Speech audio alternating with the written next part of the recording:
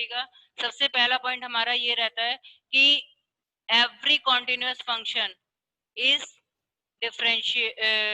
every continuous function is not necessarily differentiable, but every differentiable function is continuous. अगर कोई function differentiable है तो वो कॉन्टिन्यूअस होगा ही होगा, हमें प्रूव करने की जरूरत नहीं है। लेकिन हर कॉन्टिन्यूअस फंक्शन जरूरी नहीं है कि वो डिफरेंशिएबल हो। सबसे पहला पॉइंट हमारा ये होता है कि इसे हमें समझना है कि डिफरेंस प्रिंसिपल से डेरिवेटिव कैलकुलेट किए थे तो एफ डैश एक्स की वैल्यू हमारे पास क्या होती थी, f x minus f a upon x minus a at x is equal to a. ये हमारा डेरिवेटिव निकालने का तरीका होता था फर्स्ट प्रिंसिपल से जब हम इसको कैलकुलेट कर रहे होते थे, limit x tends to a. अब इसी को हम यहाँ लेफ्ट हैंड डेरिवेटिव और राइट हैंड डेरिवेटिव में कन्वर्ट कर लेते हैं, यानी कि अगर if left hand derivative is equals to right hand derivative then the function is differentiable. Differentiable यानी तभी उसका डिफरेंशिएशन हम कर सकते हैं, तभी वो उसका डेरिवेटिव बनेगा। अब राइट हैंड डेरिवेटिव और लेफ्ट हैंड डेरिवेटिव क्या होता है कि जब हम लेफ्ट हैंड डेरिवेटिव की बात करते हैं, लेफ्ट हैंड डेरिवेटिव होता है limit h tends to 0 f of x minus h minus f of a minus h minus f of a divide by h, और a हमारा point of differentiability at point a। ये तो होता है left hand derivative. और right hand derivative का formula हमारे पास क्या होता है, limit h tends to 0 f of a plus h minus f a divide by h। Right hand derivative में प्लस h आता है और लेफ्ट हैंड डेरिवेटिव में डिनोमिनेटर में माइनस h आता है एट पॉइंट a।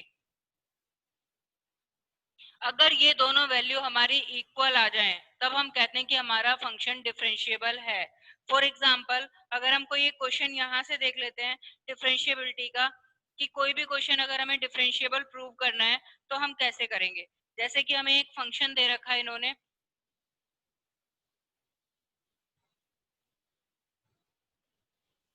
कि show that function f x is equals to x 0 x 1 by 2 and 1 minus x 1 by 2 x 1। ये हमें क्वेश्चन दिया हुआ है और हमें बताना है कि this function is continuous, this is f x is continuous but not differentiable at x is equal to 1 by 2 at x is equal to 1 by 2। Continuous तो आप लोग प्रूव कर लोगे, पिछले वाले सारे क्वेश्चंस में करा है वो तो आप लोग कर लोगे। अब हमें यहाँ पर सीखना है डिफरेंशिएबल। तो डिफरेंशिएबल के लिए अगर हम लेफ्ट हैंड डेरिवेटिव निकालते हैं, left hand derivative limit h tends to 0 f of 1 by 2 minus h minus f of 1 by 2 divide by minus h, ये हमारा फॉर्मूला है। अब 1 by 2 माइनस एच 1 by 2 से छोटा हो जब x एफ एक्स तो ये वाले फंक्शन यूज होगा। तो यहाँ से वैल्यू आ गई हमारे पास limit h tends to 0 1 by 2 minus h, x की जगह हमने 1 by 2 माइनस एच रख दिया, इक्वल टू 1 by 2 पे इसकी वैल्यू 1 by 2 है divide by minus H.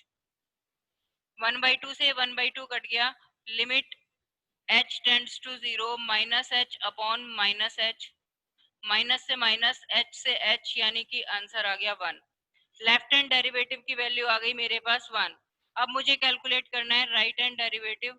Right hand derivative limit h tends to 0 limit h tends to 0 f of 1 by 2 plus h minus f of 1 by 2 divide bye plus h।